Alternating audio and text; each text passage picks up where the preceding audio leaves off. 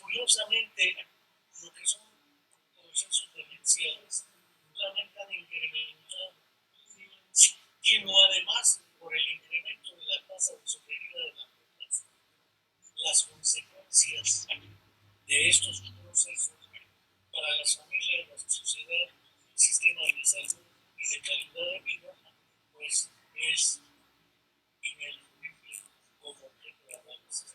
Esta ocasión, tanto el doctor Gonzalo Pérez Elizalde como la doctora Lilia Mendoza nos aportarán los elementos de juicio sobre lo que implica esta serie de procesos para la dinámica y vida familiar, sociocultural, no solo en contextos urbanos, que es de donde tenemos cierto tipo de información, sino también en los contextos rurales, identidades federativas, como en el caso de México, como lo son el estado de Guerrero, Oaxaca, Chiapas y otros lugares que se caracterizan por condiciones de pobreza, analfabetismo funcional y otras vicisitudes de las otras epidemias derivadas de la pobreza.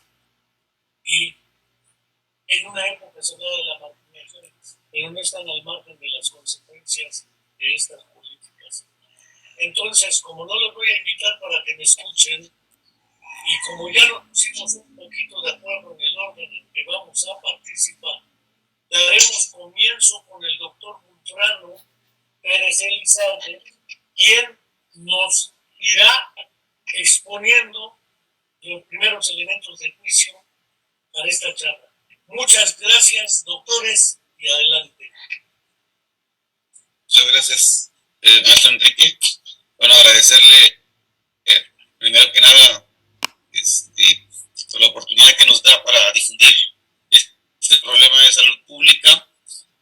Yo le llamo como un problema de salud pública, pero es un problema social también, que muchos no ven o no quieren ver y que desafortunadamente va en incremento, que vamos a ir tocando poco a poco los tópicos, pero agradecer la oportunidad que nos brinda para poder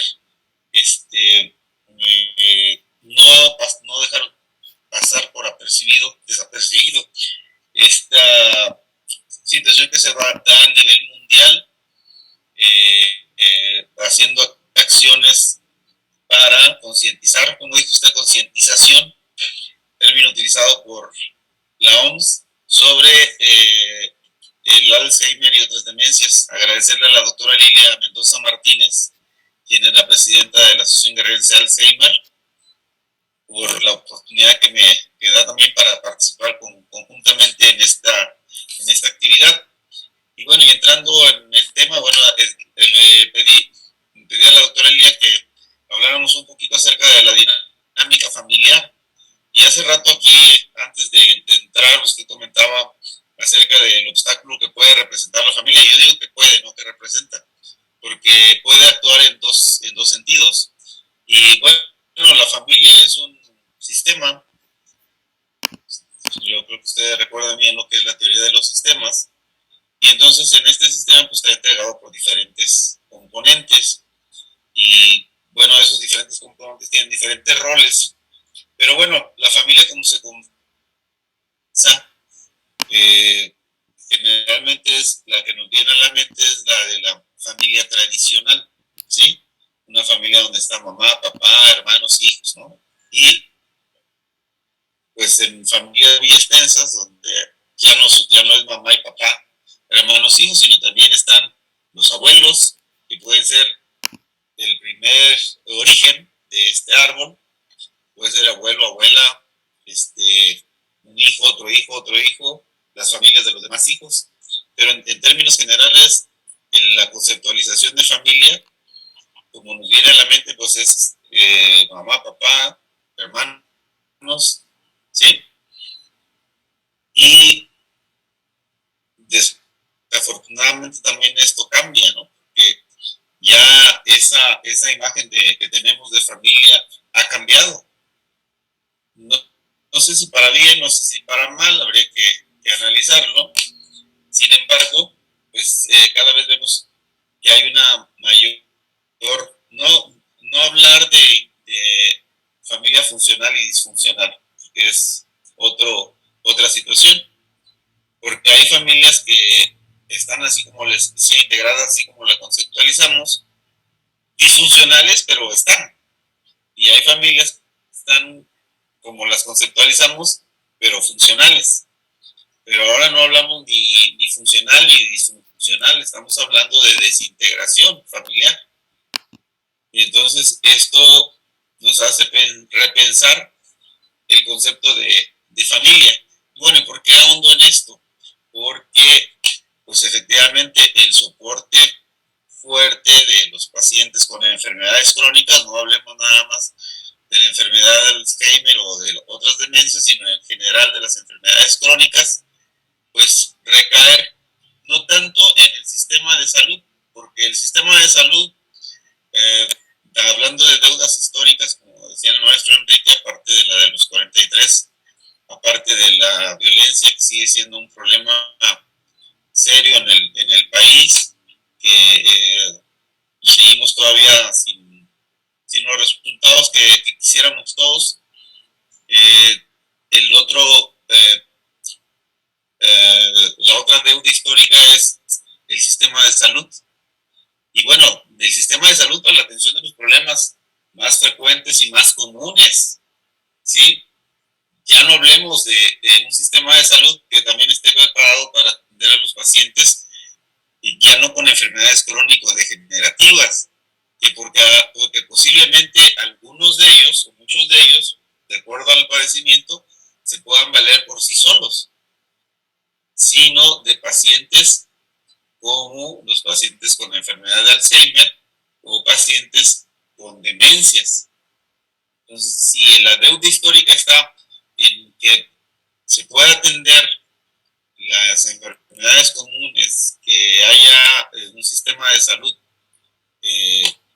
que funcione, que tenga infraestructura, que tenga equipamiento, que tenga insumos, que no los tienen, por lo menos hay una carencia importante de esos. Para los pacientes con enfermedades crónicas todavía es mayor el problema, y vuelvo a repetir, no digamos a los pacientes con enfermedad de Alzheimer, ¿no? Y con otras demencias, que por sí mismos van a necesitar el apoyo, y no solamente el apoyo, sino van a ser dependientes de quien se encargue de cuidarlos. Y entonces, usted mencionaba acerca de que el lugar donde nosotros encontramos en Guerrero, en el caso de la doctora Lili y su servidor, que es uno de los estados con mayor rezago económico, cultural no, educativo, entonces, pues, este tipo de pacientes lo reconocen, y una de las actividades que ha hecho la Asociación Guerrerense de Alzheimer durante un periodo más o menos aproximado de 16, 17 años, es que pues la doctora Lilian, su recorrido por todo el estado, llegaba y encontraba al paciente, ¿no? Oye, pues nadie le había diagnosticado, pero llega la doctora Lilian y dice, bueno, pues este paciente tiene todas las características para ser un paciente con una enfermedad, ¿no? De Alzheimer. Y los servicios de salud en el estado, pues evidentemente tampoco tenían presente esta enfermedad. Como que el Alzheimer la han visto como una enfermedad de los países del desarrollo, como que es una enfermedad que no existe. Y cuando se inició todo este trabajo hace 17 años, era primero pues con el personal de salud, médicos, enfermeras, trabajadores sociales, psicólogos, que supieran del padecimiento. Y mire, hoy lo que marca la OMS, o más bien las estadísticas a nivel nacional, no actualizadas del todo, porque no tengo las estadísticas del año, pero se considera que aproximadamente en México hay cerca de 1,5 millones de pacientes con enfermedad, con demencias. Y de esas, el 80%, del 60 al 80%, lo ocupa la enfermedad de Alzheimer, ¿sí?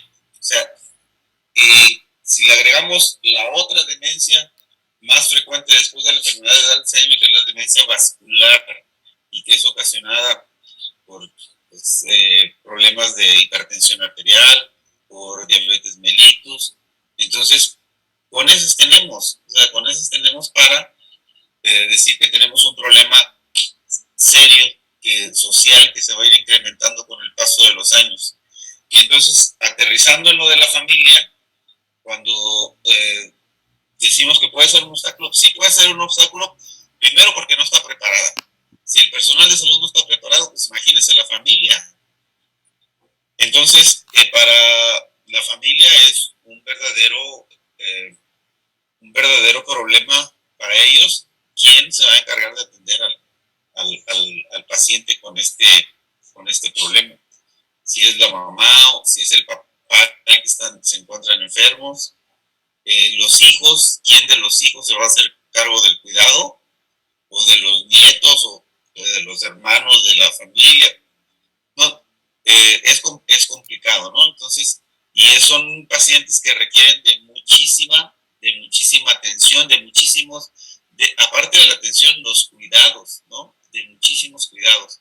Tal vez en las etapas iniciales no tanto, pero ya en las etapas más tardías, pues se incrementa la cantidad de cuidados que se tienen que tener, sobre todo que tener un trato digno. No sabemos cuánto tiempo va a vivir el paciente con la enfermedad de Alzheimer, dependiendo del diagnóstico, la evolución del padecimiento, la progresión del padecimiento. Y entonces, no solamente es el desgaste físico, emocional, la crisis que provoca en la familia, sino también el desgaste económico, porque nuevamente volvemos a repetir, un sistema de salud que no está preparado para la atención de estos pacientes, y entonces cae la atención del paciente en la familia. Y si agregamos lo que yo mencionaba en un inicio de la nueva conceptualización de la familia, y quiénes se quieren hacer responsables, porque a veces es también muy, muy complicado. Si con una persona de edad mayor que no tiene ningún problema aparentemente más que la edad, está con sus facultades íntegras, sano, pero que a veces necesita el soporte de la familia, nadie lo quiere atender. Ahora, pensar en un paciente con una demencia, con una enfermedad como la de Alzheimer, ¿quién se hace cargo de esto? Y después del que se hace cargo de esto, ¿cómo buscar que se le dé descansos al cuidador, que no vaya a caer el cuidador en desfallecer, ¿verdad? Colapsarse el cuidador? Entonces son realmente varios tópicos los que se tienen que considerar en la atención de estos pacientes con enfermedad de Alzheimer, y que yo digo, la familia, uno es el soporte más fuerte para la atención de ellos. Sin embargo, dependiendo de los recursos que tenga la familia, no hablo de recursos humanos, sino de los recursos emocionales, de los recursos de organizativos que tengan, puede permitir que exista un cuidado relajado, o un cuidado en el cual se vayan rolando o rotando los cuidadores para evitar el colapso de alguno de ellos, ¿no? Como lo hemos visto frecuentemente, donde los cuidadores colapsan y a veces termina falleciendo primero el cuidador que el paciente. Y el desgaste, yo me ha tocado verlo en casos muy, muy cercanos, de cómo cae colapsado el cuidador. Entonces esa es la primera parte de mi encargo, y bueno, seguimos participando en la siguiente ronda. Quizás valga la pena, un poquito antes de que entre la doctora Lilia, viejo lobo marino, en estas lides, o loba marina en estas lides, no tengo la menor duda de que, además de las deudas históricas de los sistemas de salud en México, y como dijera el doctor Fulfrano, la omisión dentro del cuadro básico de enfermedades del sistema de salud no estaban los procesos demenciales.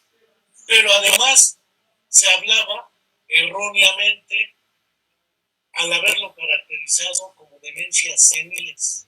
Es decir, se creía erróneamente que los procesos demenciales eran consecuencia del proceso natural del envejecimiento. Y enseguida se empezó a creer que había un proceso, el concepto se lo robaron de los psicoanalistas, de regresión hacia la infancia.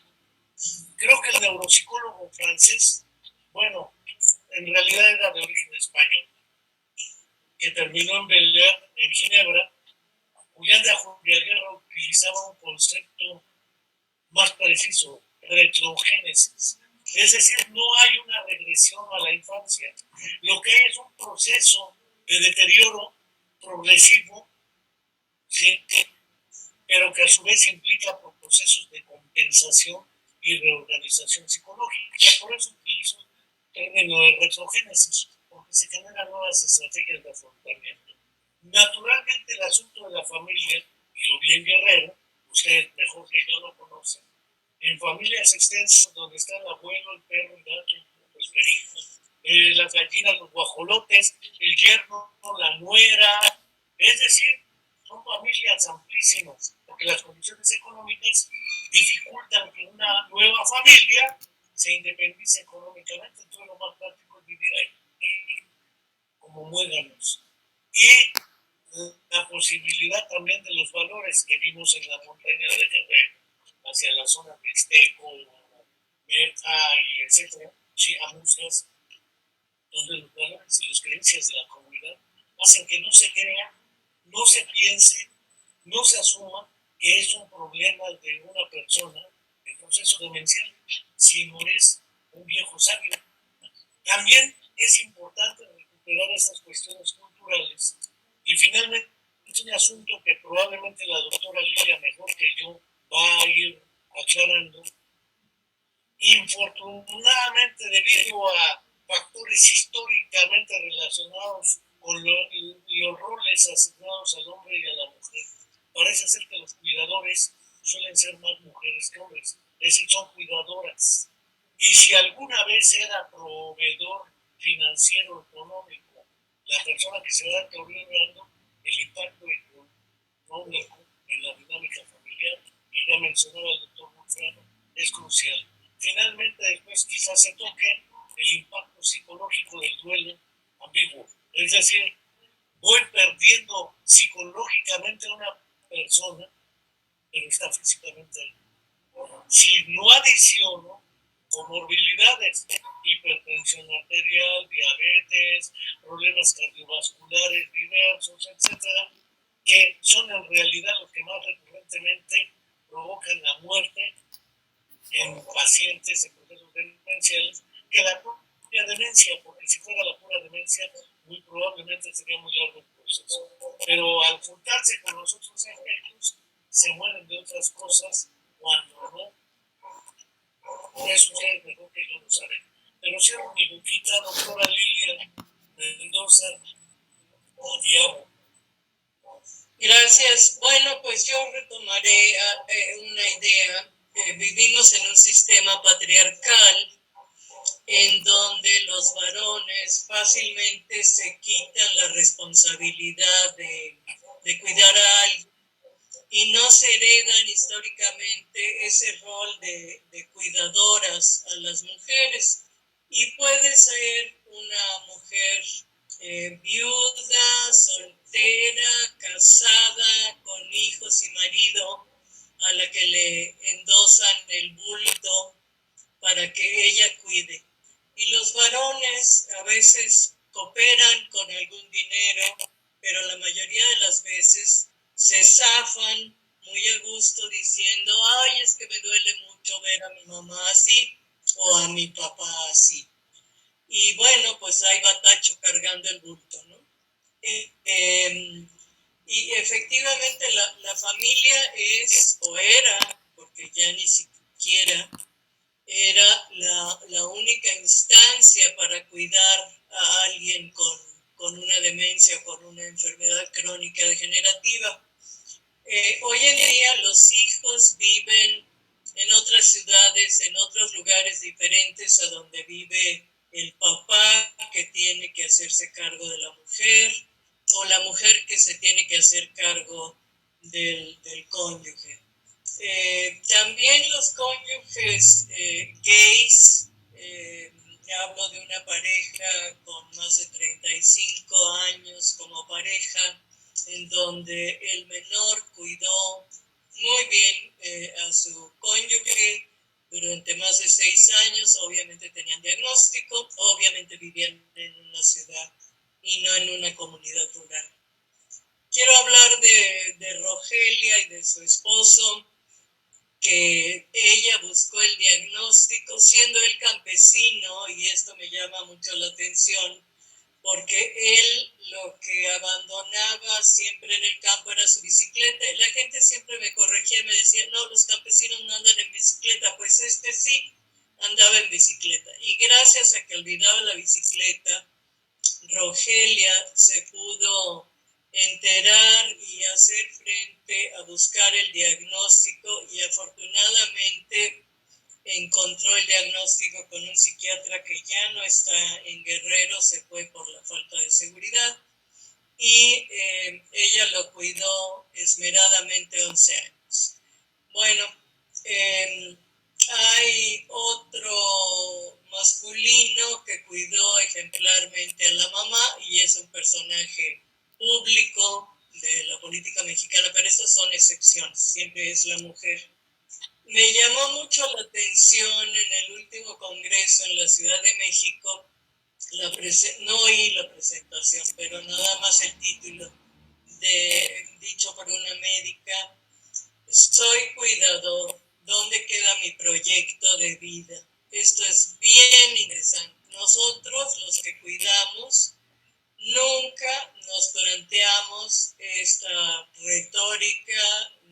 Teníamos que cuidar a la persona enferma y se acabó. Y además lo hicimos y nos quedamos muy satisfechos con haberlos cuidado. En México, pues desafortunadamente, ya mencionaba el doctor Bulfrano, tuvimos que empezar la capacitación, además de con los familiares, con los pocos familiares que sí le habían entrado al toro de cuidar, tuvimos que capacitar al personal de salud. Y yo le pregunto al doctor Bulfrano, ¿cuántos médicos actualmente, después de estos 17, 18 años de la Asociación Guerrerense, cuántos médicos estarán capacitados para hacer el diagnóstico? Ya no solo de Alzheimer, porque así empezó esto. Alzheimer es como el denominador común, pero ya han surgido otras demencias, y mientras más desconocidas son, más difícil es que hagan los médicos algún diagnóstico. Pero ya hablaré de las otras demencias en un momento. Bueno, estos hijos que viven en diferentes lugares, y ayer en un periódico aparecía que una nieta fue a dejar a la abuela a Ciudad Renacimiento, seguramente porque ella no quería cuidar. Y pues sí, vemos gente muy desalmada que va y vota. Y también oía yo de otras personas mayores, seguramente con algún trastorno demencial, que las fue a dejar la familia, y entonces el procurador del DIF, no sabía yo que tenía el DIF un procurador, se las llevó a la Ciudad de México. No sé a qué, porque ahí pues irán a dar a alguno de los albergues del DIF, pero ahí pues tampoco habrá una atención adecuada adecuada ni digna. Yo sí quiero mencionar que en los últimos 8 o 9 años ha habido el desarrollo de una alianza internacional por la demencia. ¿Y quién organizó esta asociación? Pues son gente joven de 40, de 50 años que buscó su propio diagnóstico con 4 demencias, básicamente Alzheimer, demencia frontotemporal, cuerpos de Lewis y me falta una, bueno, y desde luego vascular, que ya mencionaba el doctor Bulfrano. Y de una vez en esa vascular me gustaría mencionar que, hombre, deberíamos de, con diabetes, obesidad, hipertensión, deberíamos de controlar ese tipo de enfermedades. Yo, persona que las padezco, me debería de caer el mensaje que me debo de cuidar, que me debo de querer, que debo de seguir las instrucciones del médico tratante para no caer en una demencia vascular que sí puede ser prevenible, porque estas se basan en que haya un infarto cerebral o varios infartitos, y en la zona donde se presentó el infarto se van a estropear las funciones. ¿Qué funciones? Bueno, pues el juicio, la memoria, el pensamiento, la cognición. Y esto sería prevenible por la persona que tiene la enfermedad.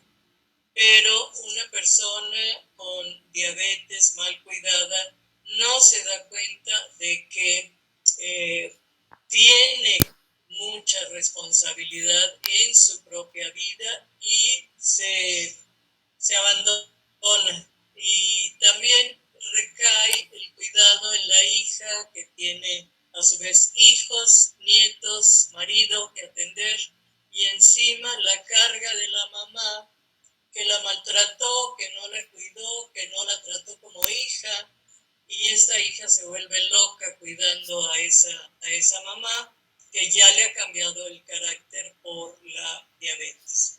Bueno, vuelvo a mencionar a la Alianza Internacional por la Demencia. He tenido la oportunidad de traducirles algún documento. Traduje un par de libros que escribió uno de los fundadores, que era el doctor Richard Taylor. Él era un psicólogo ya jubilado.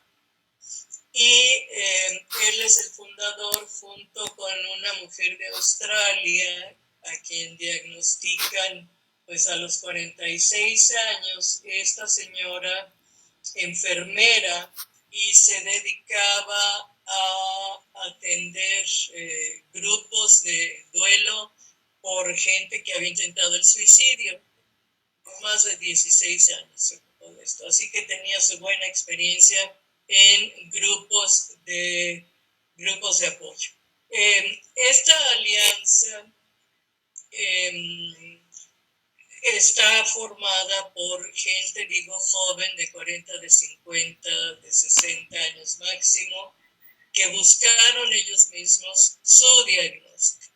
Fueron solitos, se dieron cuenta de que algo les estaba pasando y han cambiado, yo diría, la percepción que tenemos de la demencia.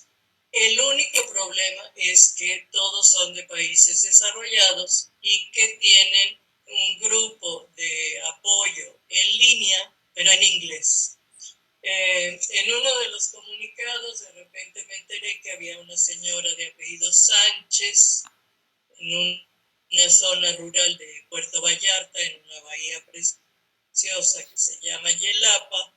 Entonces me fui a Vallarta, y Yelapa no tiene acceso por carretera. Entonces tomé mi taxi lancha y me fui a encontrar con ella. Y oh sorpresa, la señora no era mexicana, obviamente era gringa, hablaba inglés y bueno, había manejado la computadora, estaba diagnosticada con una demencia frontotemporal. El marido era español y por eso se apellidaba Sánchez y le daba unas palizas, unas golpizas que le dañó la parte frontal y de allí su demencia. Bueno, hasta la fecha nos seguimos comunicando.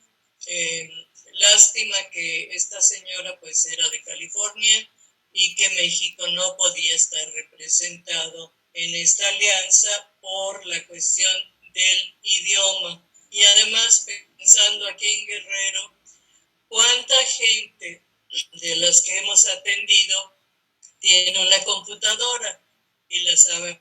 La gente de la alianza, incluso los que no están tan adelantados en el manejo de la computadora, pueden recibir una lección de alguien bien capacitado en cuestiones tecnológicas para que se sientan cómodos al entrar al grupo. Estos grupos de apoyo aparecieron antes de la pandemia del COVID. Digo yo, 10 años.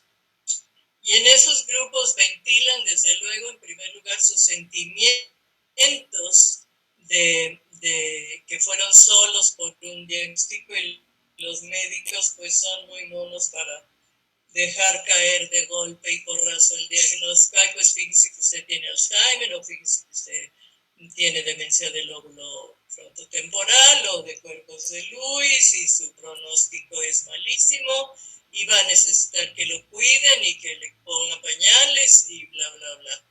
Y entonces sale la gente estigmatizada, con sentimientos de aislamiento, discriminado y con una soledad espantosa.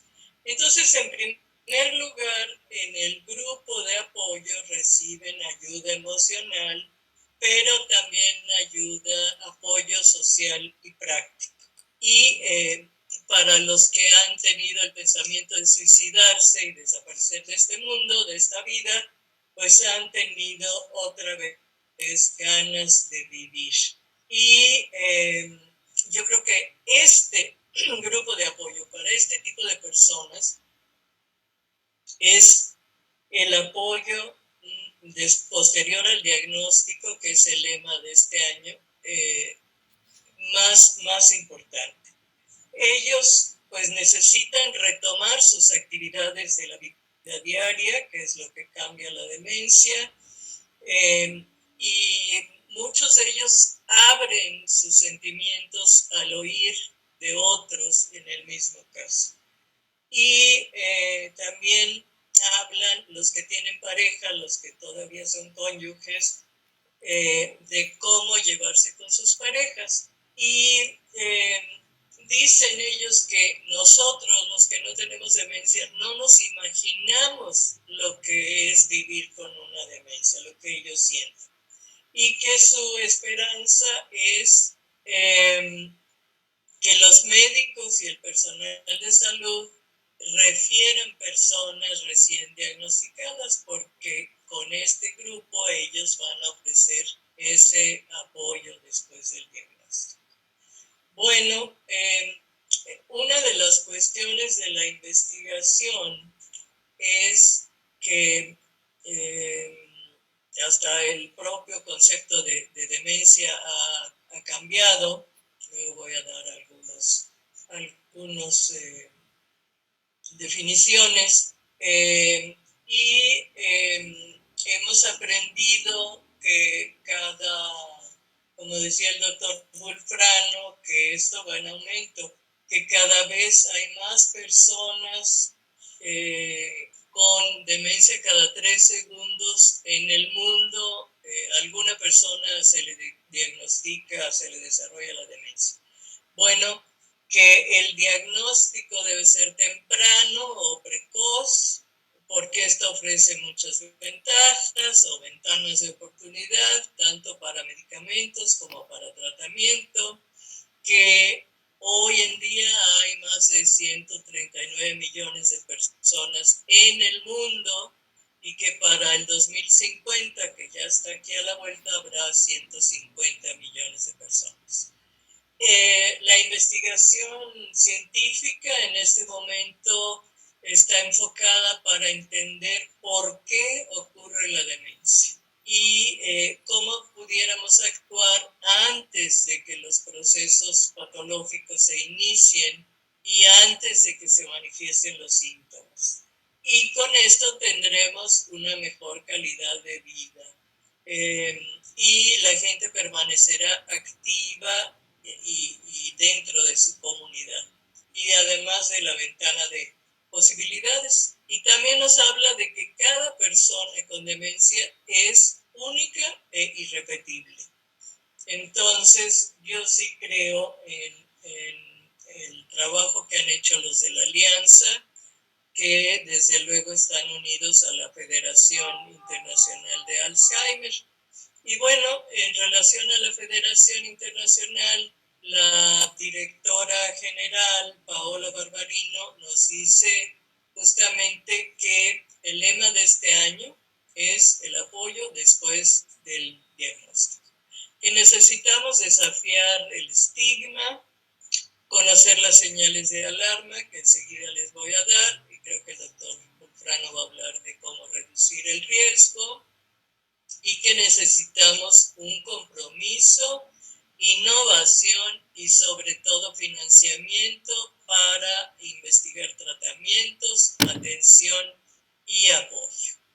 Desafortunadamente en nuestro país, pues yo me preguntaría, o le preguntaría al doctor Bulfrano otra vez, en cuántos médicos serían capaces de hacer el diagnóstico, ya no en el país, en Guerrero, ¿no? Pues desde luego en nuestro país no existe este apoyo ni del diagnóstico ni del posterior al diagnóstico. No sé si el doctor quiera decirnos cuántos médicos calcula él, o a Enrique, que estuvo por acá años, cuánta gente estaría o está capacitada para hacer el diagnóstico. Les digo, un psiquiatra que trabajaba en la Torre del Papagayo se fue de aquí por la inseguridad. Dos de los geriatras que yo formé en el Hospital Regional López Mateos, bueno, sé que ellos saben hacer el diagnóstico, pero le dejo la pelota al doctor Bulfrano para ver si él nos puede decir cuántos cree él que hay.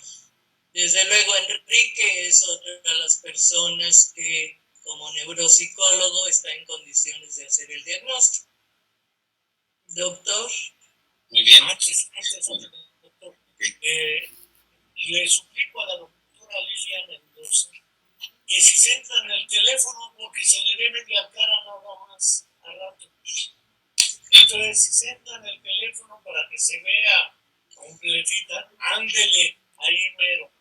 Y ya que le aventaron la piedra y no escondió la mano al doctor Bulfrano, además fue director de la Escuela de Medicina, de la Facultad de Medicina de la UAGRO, Universidad Autónoma de Guerrero, y naturalmente la formación de los médicos creo que tiene dos pilares. Uno son las escuelas y facultades de medicina, que se encargan de formar, y en la estructura curricular, no va a decir curricular de los planes y programas, ya debe haber contenidos relacionados con este asunto. Y el otro es el sistema hospitalario, indudable, porque sin práctica en la medicina, yo prefiero operarme con un médico que tenga años de experiencia quirúrgica que con un doctor que no tiene la experiencia quirúrgica. Pero fuera de ello, además de los médicos, el otro asunto al cual quiero regresar, indudablemente las estrategias deben estar basadas u orientadas en la integración, rehabilitación, basada en la comunidad. Fuera de la comunidad no hay integración ni nada, de un paciente en la condición de salud. Y dos, una estrategia orientada hacia la familia. Porque no solamente es un problema médico, donde los médicos tienen que diagnosticar. Ahora también cómo orientar la intervención basada en la comunidad y orientada a la familia. De otra manera, pareciera ser que el reduccionismo médico, valga el concepto que utiliza, es un riesgo siempre latente, porque ni el médico ni el sistema hospitalario pueden atender fuera de las crisis agudas intrahospitalarias a un paciente, además de las comorbilidades. El problema real está en la vida cotidiana. Una progresiva pérdida de autonomía funcional e inversamente una progresiva y evidente aumento e incremento de la dependencia funcional con respecto a otros. Por eso es que el problema, a veces me ha pasado a mí, me quieren ayudar a movilizarme y resulta que en vez de ayudarme me ponen un obstáculo los que me quieren ayudar. No sabemos ayudar y además no preguntamos cómo te ayudo. Tomamos la decisión y en vez de ayudar perjudicamos. De buenas intenciones está empedrado el camino al infierno. Y naturalmente el otro problema es cómo orientar el trabajo hacia la comunidad y hacia la familia para orientar el trabajo de rehabilitación ambiental, integración basada en la comunidad y orientada hacia la familia. Caput, ¿cuántos médicos hay? Yo creo que ni el doctor Monfrano, ni Andrés Manuel López Obrador, ni el secretario de Salud, ni el subsecretario Hugo López Gatell no saben cuántos médicos hay que lo puedan hacer, pero no le robo la palabra a Monfrano Pérez Elizalde y que él se defienda solito de esa piedra. Tiene precisamente bueno, el tema de las enfermedades crónicas y obviamente el tema de las demencias son temas que se ven en las currículas de cada escuela de medicina. En teoría todo el mundo debería saber, todos los médicos generales deberían o deben de saber hacer el diagnóstico de demencias. Y obviamente ya en la exploración más fina, pues tratar de llegar a un diagnóstico más exacto. Pero no es un tema solamente del médico, sino también es un tema del psicólogo, de la enfermera, del trabajador social, es el equipo de salud. Y entonces la idea de nosotros cuando hacíamos las capacitaciones con la doctora Lilia y usted que nos acompañó varias veces, no era solamente enfocado hacia el médico, sino al personal de salud y a la familia. Recuerdo que en alguna ocasión, doctora Lilia, cuando trabajamos junto con el doctor Blumenco Romero, en un evento que se hizo en Acapulco, se trabajó por un lado con el personal de salud y por otro lado con las familias. Y entonces la familia también, pues obviamente, quien primero detecta este problema, pues es la familia, ¿no? Ya decía del olvido del esposo de Rogelia de la bicicleta, ¿no? Entonces, el diagnóstico puede ser, en términos generales, no debe ser complicado.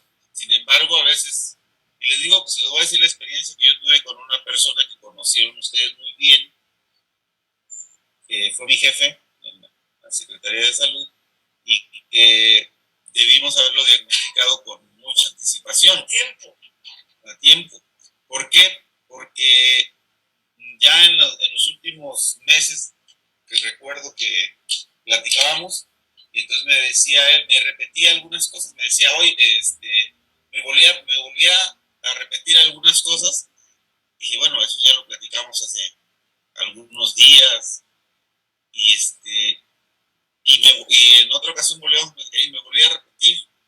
Y entonces yo decía, no, pues seguramente por el estrés, porque está ocupado, porque a lo mejor ya se lo dijo a alguien más y no recuerda que ya lo habíamos comentado. Sin embargo, ya nos daba indicios del problema, ¿no? O sea, indicios de manera temprana en términos de que eran un olvido y repetición repetición de algo con relativa frecuencia, ¿no?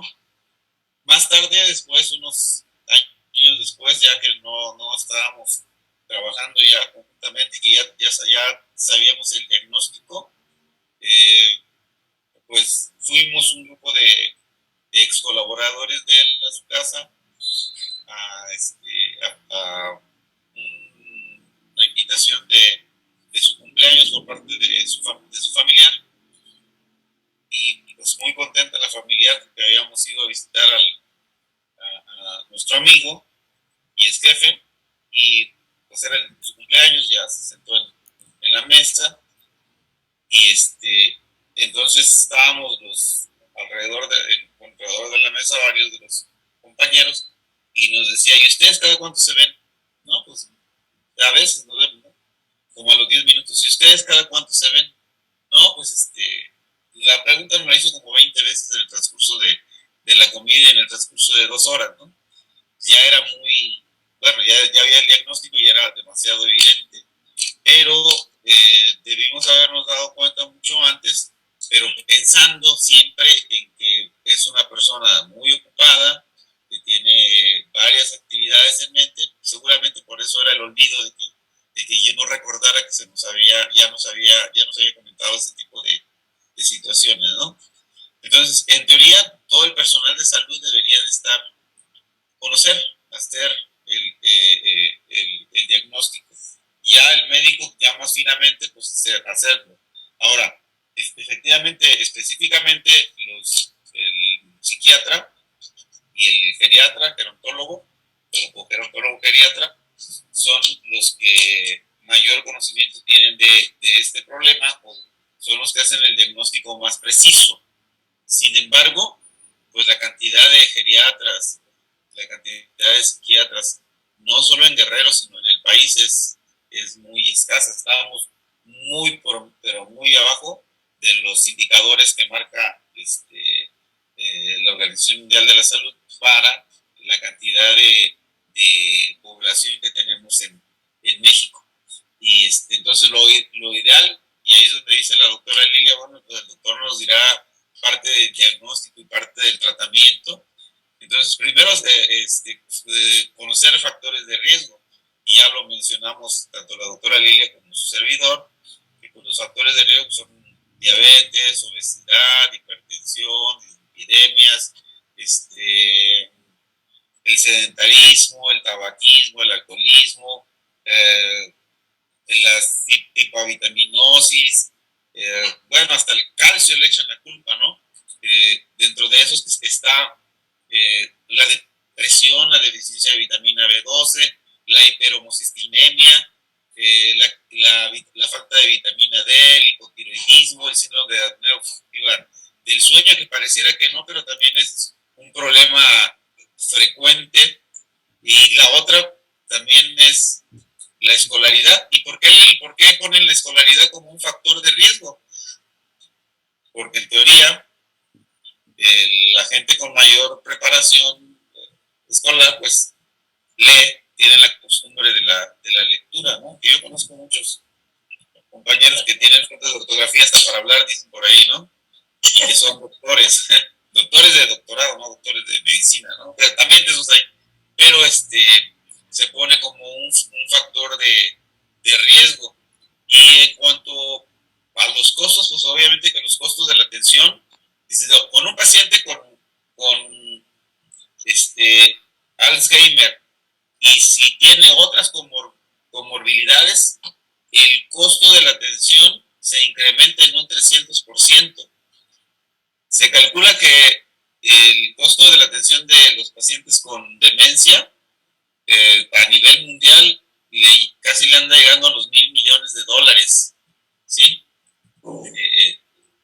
Y bueno, aquí en México pues no tenemos una idea clara de cuánto sea el costo de estos pacientes, porque bueno, ya les decía que mucho lo asume la familia. Y en cuanto a qué se debe de hacer con este tipo de pacientes, pues la primera es la necesidad que tenemos de la capacitación al personal de salud. Primero, que tengamos un personal de salud capacitado, Y el maestro Enrique insiste mucho en la atención hospitalaria.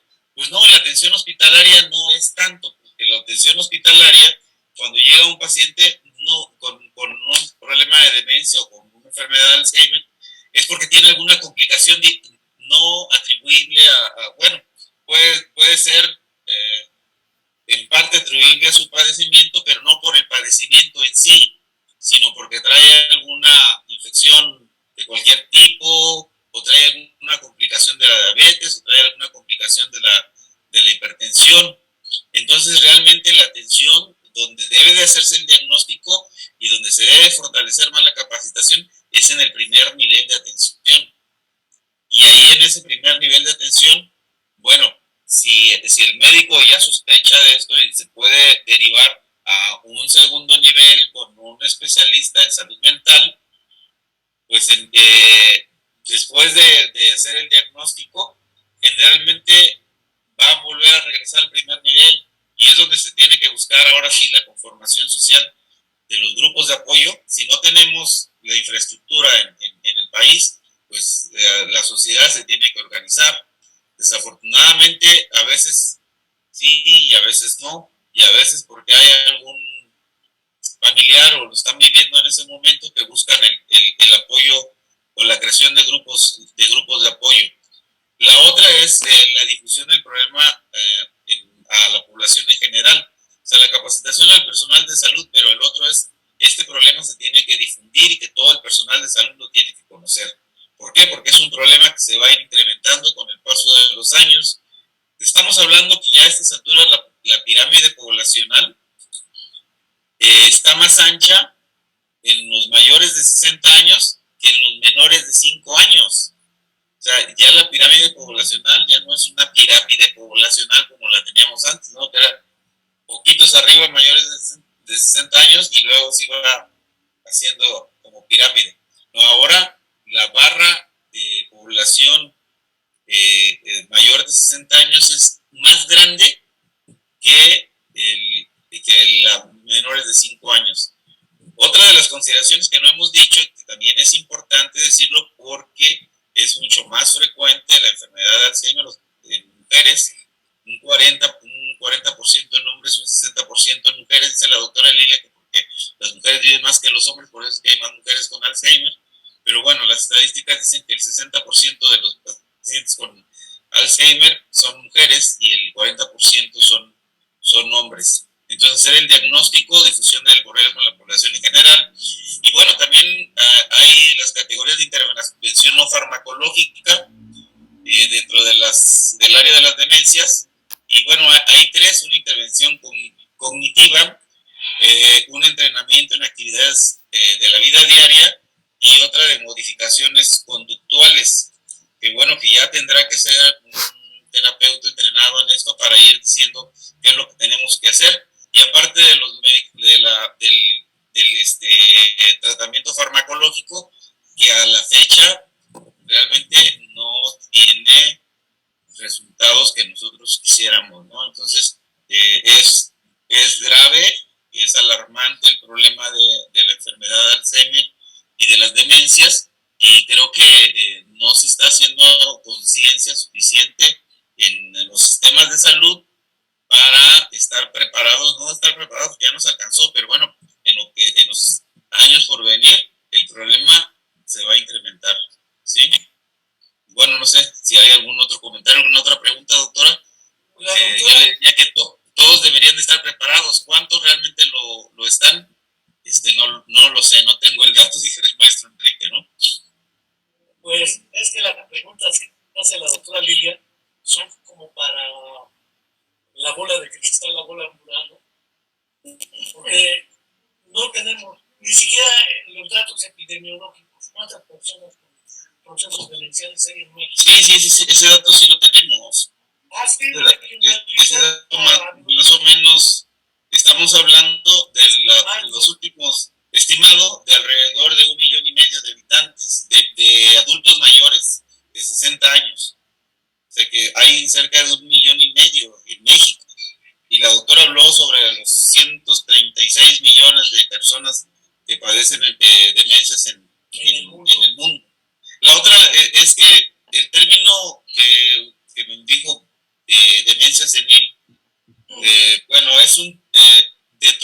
evolución histórica de la enfermedad de Alzheimer, pues hubo un momento en que así como cuando hablábamos de inválido, ¿se acuerda del término No me inválido? acuerdo, cómo no, yo fui inválido mucho Pues, tiempo. O sea, inválido, no vales, ¿no? Bueno, después no, Sí, vale algo, es inválido. inválido, ya vale algo, ¿no? Entonces, así como con esos términos, pues obviamente la evolución de los padecimientos, pues no sabemos, no los podemos caracterizar, no le damos el nombre, y quiero decir que esta es una enfermedad que ha sido estudiada desde antes de Jesucristo, ¿no? 2000 años antes de nuestra era, ya había gente que se interesaba en ver este tipo de padecimientos. Todos los que ustedes, filósofos, pensadores, médicos, que usted quiera, ya estaban interesados en ver, porque pero sí lo asociaban, desde entonces ya lo asociaban con que había una pérdida de las funciones que se lo atribuían a la edad avanzada. Pero también les llamaba mucho la atención que había personas que tenían edad avanzada, pero que no desarrollaban ese tipo de situaciones, ¿sí? Entonces, que no tenían esas molestias, tenían la mente lúcida. Entonces, cuando hablamos de demencia senil, o cuando se hablaba de demencia senil hace ya muchos años, era un término mal utilizado y hasta a la vez es un término mal utilizado, ¿no? Entonces, quien utiliza el término demencia senil, pues efectivamente no tiene idea de lo que se está hablando, porque el hecho de envejecer no implica que necesariamente vayas a tener una enfermedad porque inherente a tu desarrollo, a tu vejez. Hay algo que la doctora Lilia prometió. Sí. Sobre las nuevas formas de denominar. Yo recuerdo cuando hube leído historias de la medicina y de la psiquiatría, se habló de demencias seniles. E incluso para caracterizarlos, lo que hoy se denomina trastorno del efecto mental, ¿sí? Se habló de demencias seniles, ¿sí? O precoces, una demencia precoz. Después leí que se hablaba de deterioros cognitivos. Se le agregó el apellido leve y el apellido mayor. En otro terreno se habló de los trastornos cognitivos. Enfermedad de Alzheimer, enfermedad de Parkinson, qué sé yo. Las eponimias que son parte de la historia, de la nomenclatura. Y después se empezó a hablar de que viene acompañada de afasia, anomia, agnosia, apraxia, puros prefijos a ausencia de, o diglosia, disfagia, dispraxia, etc. ¿Sí? Y naturalmente hubo el sueño acariciado sintomológico, pero las nuevas taxonomías creo que han jalado sin precisar muy bien la idea de trastorno. Se trastorna algo que iba. ¿Por qué? Eso es otra historia de etiología. ¿Por qué se trastorna algo? Es genético, es multicausal, que es un terminejo que también dice poco, porque hay muchas condiciones que pueden probabilizarlo. Pero, doctora Lilia, ¿qué nombre le ponemos Matarile Dilerón? Ese nombre no me gusta, Matarile Dilerón. Y a la hora de censar personas con discapacidad, como le hace el INEGI, pone la discapacidad más hacia la infancia y la juventud, y los trastornos neuropsicológicos, pensemos en afasias, pensemos en agnosias, pensemos en amnesias que no tienen que ver con procesos demenciales, alteraciones de personalidad por daños neurológicos, lo que son cuadriplegias, tetraplegias, semiplegias, que también generan pérdida de la autonomía funcional y que terminan en el ABC, actividades básicas cotidianas, actividades de la vida cotidiana. Pero ¿qué nombre le ponemos? Porque también entraría dentro de las discapacidades. Discapacitan, valga el término, y resulta que a la hora de la verdad, ¿cuántos somos y dónde estamos? No lo sabemos. Tenemos estimaciones muy por debajo de las propias estimaciones que da la Organización Mundial de la Salud. Por ejemplo, para discapacidad, en países de primer nivel habla de aproximadamente el 10%, sin importar la causa del proceso discapacitante. En países como el nuestro habla del 15%, y en países ultratrazados habla de, valga la categoría de ultratrasados, habla de hasta el 17-18%, que son cifras espeluznantes en términos poblacionales. Y no es lo mismo en la montaña de Guerrero que en el puerto de Acapulco, o que en Iguala, o que en Chilpancingo, o que en la Ciudad de México, Oaxaca capital y Oaxaca montaña. Creo que también hay diferencias de distribución Monterrey que Guerrero, etc. La doctora Lilia mejor que yo puede ahondarnos en esto, porque a las familias también hay un libro precioso de un escritor, Rafael Pérez Gay, que se llama El cerebro de mi hermano. ¿Cómo fue el deterioro progresivo de José María Pérez Gay, un excelente amigo de Andrés Manuel López Obrador, cuando un presidente? Y cómo ese duelo ambiguo, es decir, ya no está presente psicológicamente la persona, pero está físicamente, impacta a la familia y no sabemos cómo enfrentarlo. Las expectativas de si es neurológico hay que llevarlo a Cuba, hay que llevarlo a un hospital, y como dices, doctor, efectivamente cuando llegan al hospital llegan por lo que quieran, menos por la demencia, y se regresa a primer nivel o a la comunidad. Por eso insisto mucho en el trabajo orientado a la rehabilitación, atención basada en la comunidad y orientada hacia la familia. Porque de otra manera, el sistema de salud o el sistema llamado de asistencia social con becas y estímulos no resuelve nada, y lo único que genera son votantes que creen mucho. Y no me voy a la grilla porque el populismo ha sido verificado históricamente. Adelante, doctora. Bueno, pues indudablemente uno de los trabajos que hicimos acá en Guerrero es hablar para que la gente entienda y no con terminados técnicos que suenan muy apantallantes pero que no nos dicen nada. Pensando en alguna definición de la demencia, cuando yo empecé con estos temas y por razones personales de mi madre, se hablaba de alteración de las funciones intelectuales, orientación en el tiempo, en el lugar, en la persona, problemas de lenguaje, cuestiones de juicio, cambios de personalidad, irritabilidad, incapacidad para reconocer cosas comunes, el pensamiento, la cognición. Bueno, cognición viene un poquito más tarde y ya está complicado. En memoria, con 2 o 3 de estos son los suficientemente graves para interferir con las actividades de la vida diaria. En inglés les gusta mucho el concepto umbrella, que no hace sentido en español, pero sería sombrilla. Esto vale sombrilla, ¿no? O paraguas. Paraguas. Bueno, demencia en Estados Unidos, en la Asociación Americana, dice un término general para un deterioro grave de la capacidad mental que interfiere con la vida diaria. ¿Qué es capacidad mental? No sé.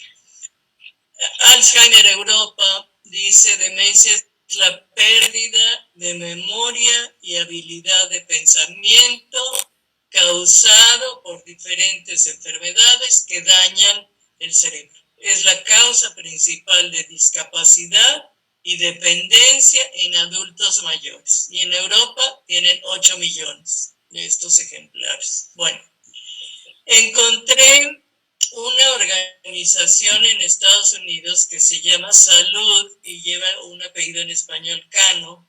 Dice, es un término general, todos son umbrelas, utilizado para clasificar un conjunto de trastornos cerebrales que dificultan el pensamiento, pérdida de memoria a corto y largo plazo, falta de capacidad para tomar decisiones y algo que yo nunca vi fue incapacidad para controlar emociones. Bueno, aquí ya con sus sombreras han variado de cuando empecé. ¿Y qué es lo que yo viví con mi madre hace 38 años? Problemas de memoria, tenía problemas en encontrar palabras, o sea, en el lenguaje hablado, repetía mucho las cosas, descuido en su higiene, manejo del dinero, se olvidaba de comer, desorientación en lugar, y bueno, cognición, incapacidad para vivir sola. Todo en español, sin etiquetas. Ahora, de acuerdo contigo, Enrique, sí es cierto, las personas con discapacidad y justamente los compañeros de la Alianza Internacional se agruparon en la Convención Internacional de Protección de los Derechos Humanos para las Personas con Discapacidad y refieren que su demencia entra perfectamente en el artículo 1 de esta convención, que es la cuestión intelectual, ¿no? Y eso dice el artículo 1, y entonces ellos se sienten muy cómodos en esa Convención Internacional de los Derechos de las Personas con Discapacidad. Son adultos, son jóvenes de 40 50 años, y aceptan estar ahí. Pero además, bueno, pues hablan claramente de la demencia y no lo ven como una etiqueta fea. Pero pues la investigación va corriendo para ver por qué se generan estas cuestiones en el cerebro, ya no ponerles etiquetas, sino por qué y cómo va a vivir la gente con esto. Y bueno, si alguien quiere saber de las señales de alarma de Alzheimer, cambios de memoria, de cognición, dificultad para planificar o resolver problemas, dificultades para desempeñar tareas habituales en casa, en el trabajo o en el tiempo libre, desorientación en lugar, tiempo, persona, dificultad para comprender imágenes visuales. Por ejemplo, lo que se ve en el espejo en un automóvil, eso es algo muy difícil. El lenguaje hablado o escrito, por ejemplo, el cambio de firma para los papelitos del banco, repetición, que cuentan lo mismo 1000 veces, que ya refería el doctor Wulfrano, colocar objetos fuera de lugar, por ejemplo, los zapatos adentro del refri o la mantequilla en el excusado, disminución o falta de juicio, pérdida de iniciativa para tomar parte en el trabajo o en las actividades sociales, lo cual sí es muy grave, cambios de personalidad o de humor, pérdida de iniciativa para las actividades sociales. Pues sí, es muy grave porque yo me aíslo, entonces no quiero que los demás se den cuenta de mis deterioros, de mis déficits, ¿no? Bueno, estos serían las señales de alarma, como decía el doctor Wulfrano. Lástima que cuando fue nuestro jefe no intervenimos a tiempo de decir, ay, a ver esta señal de qué se trata. Y quiero decir que en este personaje a la que se llevó al baile fue a la esposa. Uno la ve y está como 200 años mayor de la edad que tiene, ¿no? Entonces, pues sí sería interesante que en la comunidad hubiera lugares donde estimular a estas personas. Rogelia, que nada más tiene escolaridad hasta secundaria, es una líder de su comunidad, se apellida Radilla, entonces es sobrina del Radilla. Aquel Radilla. Ajá. Y con su secundaria ella siempre dijo, quiero poner un centro de atención diurna para que mi marido se beneficie de ese programa. No lo pudo hacer, cuesta mucho dinero. Cuando aquí en Acapulco tuvimos un local posible para hacer el proyecto, secuestran al geriatra que iba a trabajar con nosotros y dijo, yo ya no juego. Entonces, pues hay muchas otras cosas que hay que considerar en estos asuntos. Sí, la comunidad debe de ser solidaria con estas personas, sabiendo que existen, que se les debe de tratar con dignidad, que son igual que cualquiera de nosotros y que deberíamos de tener consideración por si se presenta el caso en nuestra familia. Bueno, en la mía se presentó con mi abuela y luego con mi mamá. Y la razón por la que yo empecé a trabajar con esto fue, bueno, quiero saber lo más posible en el caso de que yo también sea invitada a esta cena algún día. Quizá valga la pena, antes de ir cerrando ya, porque ya llevamos una hora ya,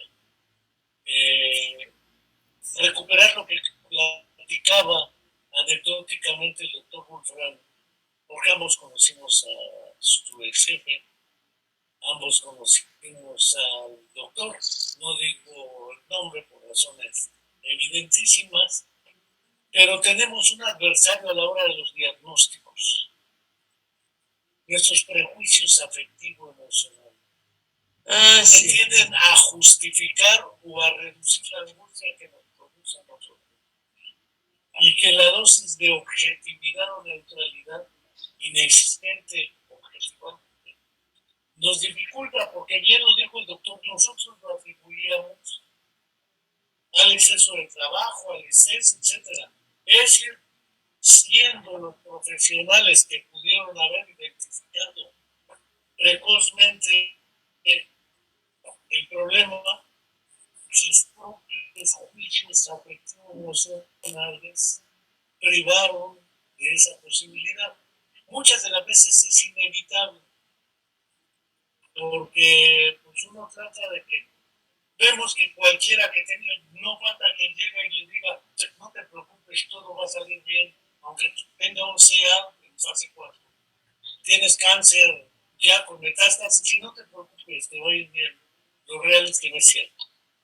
Ya a veces uno mismo se ciega, por eso se sugiere como criterio técnico que quien haga el diagnóstico sea el que menos conoce a la persona afectivamente, porque eso ayuda a evitar ese tipo de sesgos.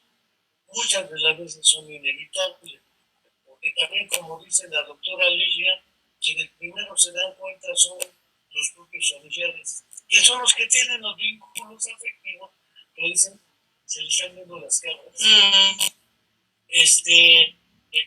Como que está desvariando un poco el viejo, o quien sea, digo, la vieja, o quien sea. El problema de fondo es que, trascendiendo esta circunstancia o estos hechos circunstanciales que nos afectaron,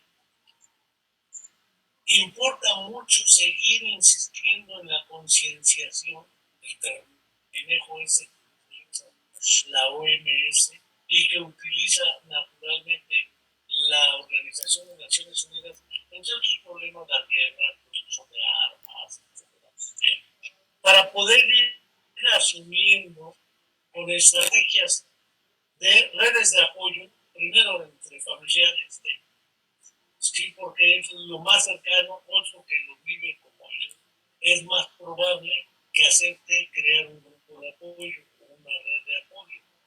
El trabajo en comunidad, lo que son los usos y costumbres comunitarios, a veces ayudan más que el ambiente disgregado urbano.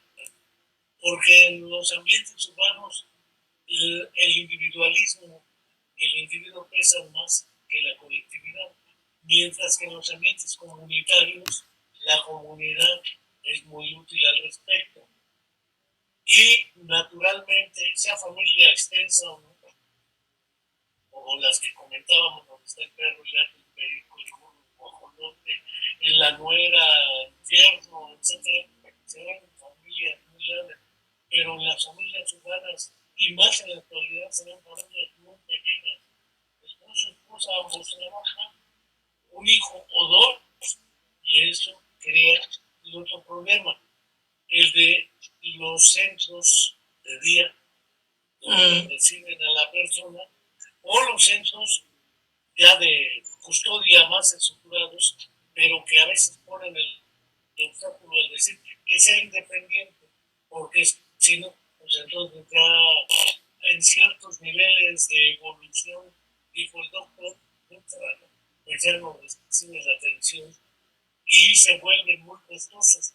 Decía la doctora Adela Hernández Galván que Morelos se caracteriza por tener una amplia, quizás la mayor del país, de casas que atienden esto, pero son costosas y muchas no tienen ni las condiciones y ponen ese tipo de obstáculos. A la hora de la verdad, también el Estado debiera generar ese tipo de instituciones, porque de otra manera las políticas públicas se reducen a tiempo bimestral o bimensual y eso no ayuda a nada. Sí ayuda un poquito porque le ayuda económicamente a la familia, pero en realidad una política pública orientada al respecto debiera considerar estas casas de medio camino, de día, porque de otra manera, como decías, doctora Lilia, Rogelia lo intentó, visitamos varias veces el lugar en Acapulco, nos tocó conocer esa intención y sin embargo no se logra por una falta de apoyo. No como el conceptejo ese político de es una organización de la sociedad civil, porque eso se ha vuelto también política y mediáticamente muy tramposo.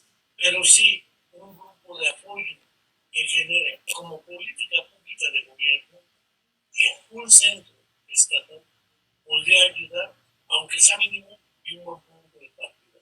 Cierro mi boca, no sé si en el orden que quieran para cerrar esta colaboración el día de hoy para quienes nos han seguido y quienes después nos sigan en los canales de YouTube y de Spotify de la Comuna de la Palabra, quienes se sigan suscribiendo, ya trascendemos más de 700, esperemos llegar a fin de año a 800 y después el año que entra al millar, pero mientras tanto no sé si quieran decir algo para cerrar y yo no dejo de agradecerles. Bueno, me encantaría decir que nos tenemos que esperar para que cambiemos de gobierno porque a no le interesan los mayores y menos los mayores demenciados, porque para una política pública requiere de bastantes fondos. Ha matado a todas las organizaciones de la sociedad civil al quitarle los fondos, entonces no creo, no hay por dónde. Existe una Convención Interamericana de Protección de los Derechos Humanos de las Personas Mayores que la OEA redactó en el 2015, que hasta la fecha la han firmado 10 países latinoamericanos, hombre, entre ellos El Salvador. A Peña le parecía que era muy caro firmarlo y a este hombre pues no le interesa. Él cree que pertenece a otro grupo etario, no se ve en el grupo de las personas mayores y desde luego no le interesa gastar el dinero en nosotros. Ese sería mi comentario. Entonces nos esperamos a que haya otro gobierno. Doctor Gulp, porque ya hasta dije Gulp, ahora sí, está caliente Lilia Mendoza. Lo que pasa es que, bueno, efectivamente hay tal vez quien no, el presidente, el gobernador o el presidente municipal, funcionario que sea, de importancia, muchas veces no tienen las asesorías que debieran tener o a lo mejor no hacen caso. Y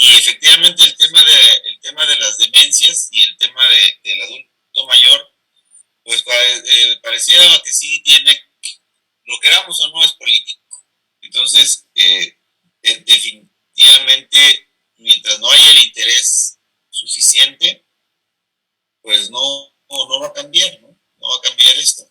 Entonces tenemos que seguir apostando a la organización social y pues seguirle abonando a la familia. Entonces, creo que es importante continuar. Yo le dije a la doctora Lilia en alguna ocasión, así vaya uno, o nos oiga uno, nos escuche uno, ya es suficiente, ¿no? Ya estamos transmitiendo el mensaje como los alcohólicos anónimos. Entonces, es importante continuar con la capacitación. Desafortunadamente, si no hay interés, porque veo, por ejemplo, que el Instituto Nacional ¿cómo se llama? Del Ángel Gutiérrez. El INGER, el Instituto Nacional de Geriatría, ha hecho esfuerzos, ¿no? Ha hecho algunos esfuerzos, pero imagínense un instituto solamente en la Ciudad de México. No hay réplicas en los estados que permitieran, pues se viera que hay una política de estado, ¿no? Relacionada con este problema de salud. Entonces tenemos que seguirle apostando a la sociedad, a la organización social. Yo no le veo, desafortunadamente, y tiene la razón la doctora Lilia, no este gobierno, todos los que han pasado, y entonces no sabemos si el que venga va a tener esa visión, no lo sabemos, pero pues hay que insistir y desafortunadamente también yo creo que faltan recursos porque pudiéramos hacer desplegados o algo así exigiendo, ¿no? Pero como también comenta acertadamente el maestro Enrique, y también ya lo comentó la doctora Lilia hace ratito, pues de alguna manera esta pensión que se le están dando a los adultos mayores de 65 años, que creo que ya lo bajaron para los de 60, yo creo que vamos a entrar ahí, maestro Enrique. Yo ya tengo 65. Ya tiene su pensión. No he ido por él, no he ido por ella, pero ya la voy a tramitar. Entonces, ha mitigado un poquito, porque de qué sirve, pero no es el objetivo. Entonces, yo creo que hay que seguirle en nuestro ámbito de competencia, como estamos haciendo el día de hoy, 20 de septiembre de 2022, a un día por tercera vez, un sismo en la misma fecha de septiembre, en el mismo país que se presenta. Bueno, hoy 20 de septiembre estamos metiendo nuestro granito de arena para tratar de hacer conciencia, seguir tratando de hacer conciencia sobre este padecimiento.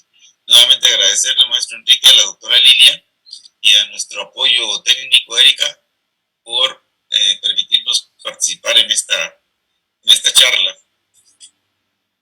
Pues yo no quiero dejar de agradecerle al doctor Gonzalo Pérez Salva, un médico que ha dirigido la enseñanza en el sector salud en Guerrero, la enseñanza en la Universidad Autónoma de Guerrero a través de la Facultad de Medicina, que ha sido jefe del HEIFCRUS, un impronunciable acrónimo del Comité Estatal Interinstitucional para la Formación en Recursos Humanos en Salud, a la doctora Lilia Mendoza, pionera en este asunto del Alzheimer en México y en diversas partes del mundo.